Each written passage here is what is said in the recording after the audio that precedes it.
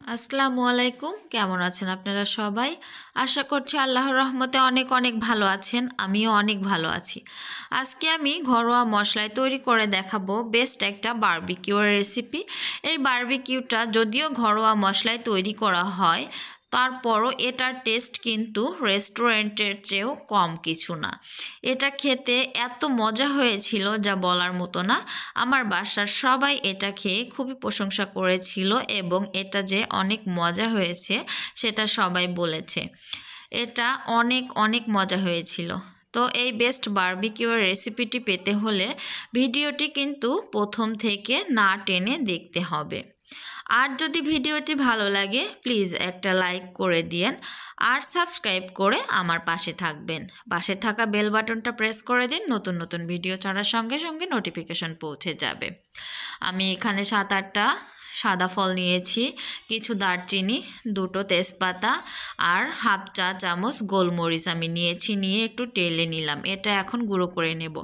এখন আমি 1 চা চামচ জিরা একটু টেলে নিয়েছি, এটাও একসঙ্গে গুঁড়ো করে নেব। হামানদিস্তাতে দিয়ে আমি এটা এখন খুব সুন্দর করে গুঁড়ো করে নিচ্ছি। এখানে আমি 1.5 কেজি পরিমাণ মুরগির মাংস নিয়েছি। মাংসগুলো এরকম একটু চিড়ে নিয়েছি।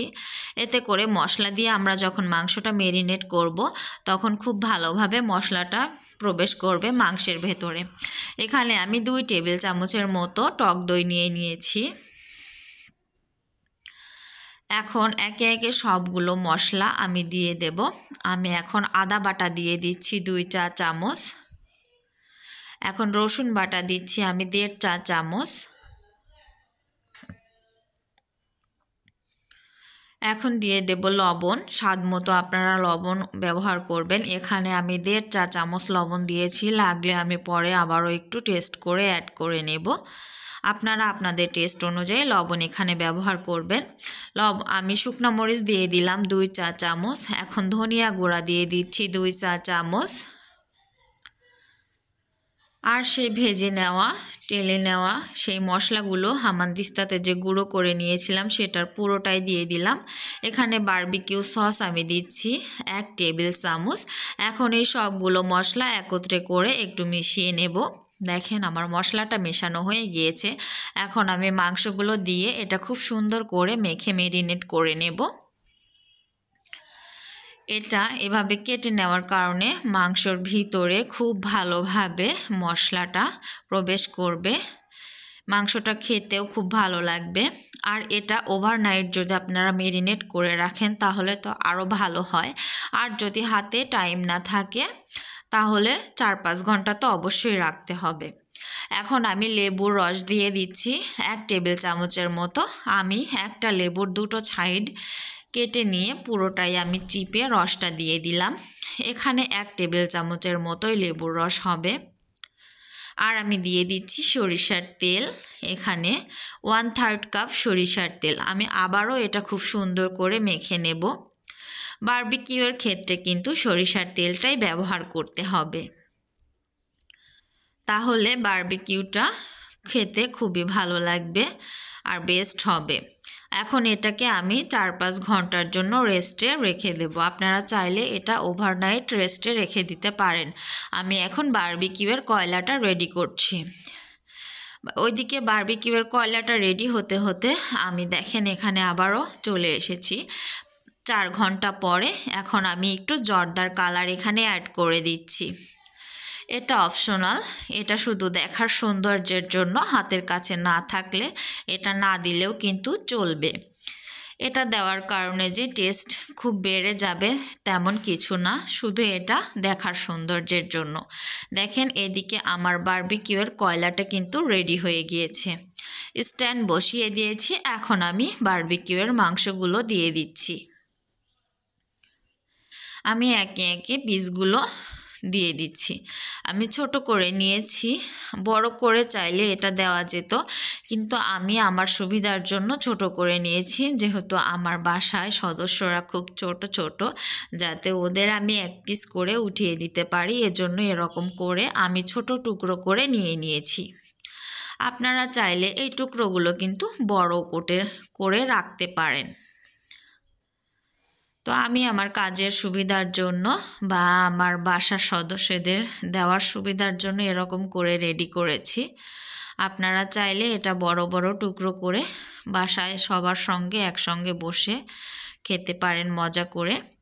দেখেন আমি একটু পর উল্টিয়ে দিলাম, দিয়ে আমি আবারও সরিষার তেল ব্রাশ করে দিচ্ছি। এটা কিন্তু একটু পর পর উল্টিয়ে দিতে হবে। দেখতে পাচ্ছেন অনেক কিন্তু আমার কয়লা থেকে অনেকটা হিট উঠছে, এজন্য কিছুক্ষণ পর পর এটাকে উল্টিয়ে দিতে হবে, না হলে পুড়ে যাবে। আমি তেল ব্রাশ করে দিয়ে কিছু সময় পরে আমি আবারও উল্টিয়ে দেব। এরকম করে একটু পর পর উল্টে পাল্টে বারবিকিউগুলো রেডি করে নিতে হবে। আর যেহেতু এটা কয়লাতেই রেডি করা হচ্ছে, এক্সট্রা করে কয়লার যে একটা ফ্লেভার দিই আমরা, সেটা দেওয়ার দরকার নেই।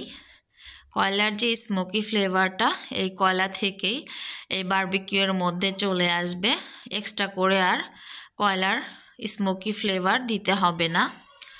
আর যদি আপনারা এটা প্যানে করেন তাহলে একটা কয়লা গ্যাসের উপর দিয়ে এরকম করে একটু লাল করে একটা বাটির উপর দিয়ে একটু ঘি বা তেল ঢেলে দিয়ে চাপা দিয়ে ঢেকে রাখলেই স্মোকি ফ্লেভারটা মাংসের ভেতরে ঢুকে যাবে।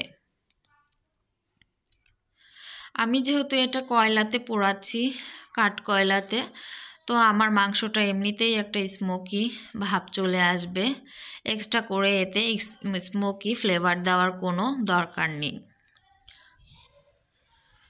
তো এভাবে করে আমি বারবিকিউগুলো রেডি করে নিচ্ছি। আমার ভিডিওটি যদি ভালো লাগে অবশ্যই একটা লাইক করে দিন আর সাবস্ক্রাইব করে আমার পাশে থাকবেন। যে যেখান থেকে আমার ভিডিওটি দেখছেন সবাই ভালো থাকবেন, সুস্থ থাকবেন। সবার জন্য রইল দোয়া ও ভালোবাসা। সবাই আমার ভিডিওগুলো দেখবেন, ফ্যামিলি অ্যান্ড ফ্রেন্ডসদের সঙ্গে শেয়ার করবেন। আমার প্রথম ব্যাচটা কিন্তু রেডি হয়ে গিয়েছে, আমি উঠিয়ে নিচ্ছি। এরকম করে আমি দ্বিতীয় ব্যাচটাও রেডি করে নেব। এই শীতে গরম গরম বারবিকিউ খেতে কিন্তু খুবই ভালো লাগে।